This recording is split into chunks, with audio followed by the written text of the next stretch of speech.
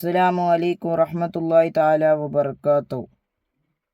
SPK വ്ളോഗ്സിൻ്റെ പിന്നൊരു വീഡിയോയിലേക്ക് എല്ലാവർക്കും സ്വാഗതം.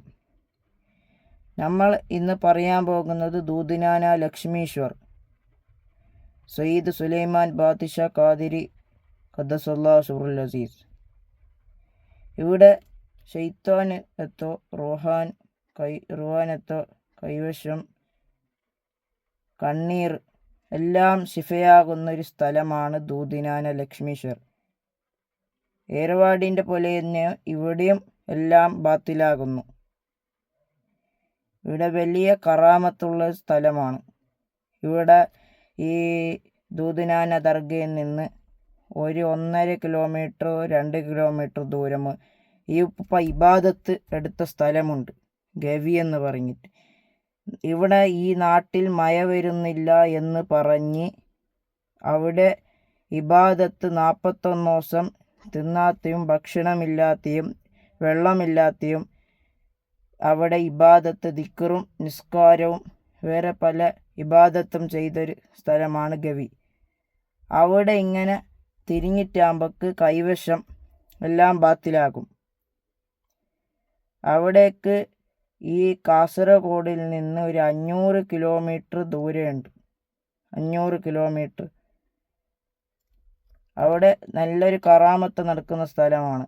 ഇങ്ങനെ നിങ്ങൾ ഹോസ്പിറ്റലിലേക്ക് പോകുന്നത് അതെല്ലാം അവിടെ ശിഫയുള്ള സ്ഥലമാണത്. എല്ലാം രോഗമാകണമെന്നില്ല,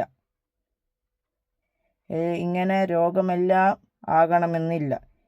നിങ്ങൾക്ക് ഈ ശൈത്താൻ്റെ ബുദ്ധിമുട്ടുണ്ടെങ്കിൽ ഇങ്ങനെ രോഗമായിട്ട് വരാം. നിങ്ങളുടെ കൈവശമുണ്ടെങ്കിൽ അവിടെ ബാത്തിലാകും. കൈവശമെന്ന് പറയുന്നത് കൈവശമുണ്ടെങ്കിൽ നിങ്ങളെ വയറ്റിൽ എന്തെല്ലാം രോഗമാകും. പിന്നെ ക്യാൻസർ, ഇതെല്ലാം ഇതിൽ നിന്നാണ് വരുന്നത്. വേറെ ഡോക്ടറിൻ്റെ അടുത്ത് പോയിട്ട് പൈസ കളയുന്നാട്ടി നല്ലത് ഈ ദർഗാ ഷെരീഫിൽ വന്ന് ഇവിടെ ചെറുപുളി എന്ന് പറയുന്നതിൽ കുളിക്കണം. ചെറുപുളിയും അവിടെ കനമുണ്ട്, കനത്തിൻ്റെ അവിടെയാണ് കുളിക്കേണ്ടത്. ചെറുപുളി തടിയിട്ട് അവിടെ നിന്ന് നിങ്ങൾക്കൊരു കുറച്ചെങ്കിലും മനസ്സിന് സമാധാനമുണ്ടാവും. പിന്നെ അവിടെ ചെറുപുളി തിന്നിട്ട് ചുറ്റിടാനെല്ലാം ഉണ്ട്.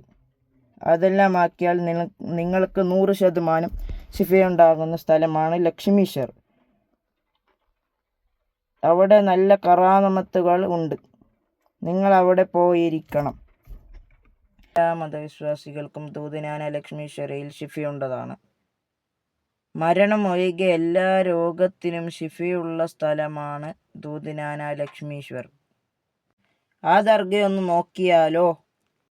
मैं नक्श हूँ तू नक्काश, तू मुनेम मैं कल्लाश, मैं आबिद तू माबूद, मैं साजिद तू मसजूद, मैं जिस्म हूँ और तू दम, तेरा जिक्र इलाज